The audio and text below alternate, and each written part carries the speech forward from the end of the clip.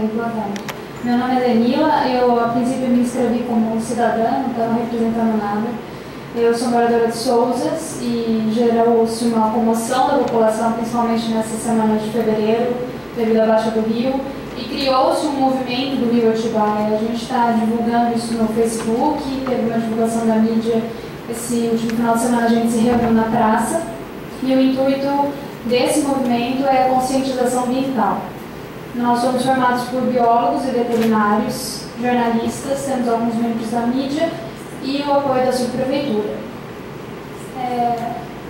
Eu entendo que é um problema muito complexo, com inúmeras prioridades, mas principalmente temos que ter um olhar atento à contaminação do rio, porque como o senhor da Sanasa falou, o Paulo, esse monitoramento quinzenal de análise de água, eu acredito que seja somente para uso da água potável e não para a saúde do rio.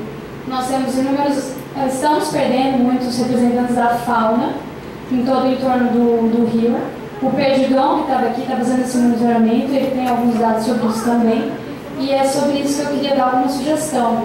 Primeiro, que tenhamos um canal para denúncia não denúncia, mas para divulgação dessa perda de fauna e de biodiversidade.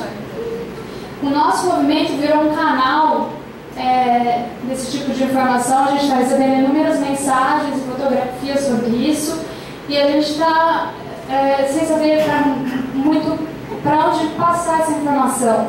A Secretaria do Verde não se manifestou, nós solicitamos a presença, eles não estavam presentes, estamos dando encaminhamento, mas não estamos com muita força.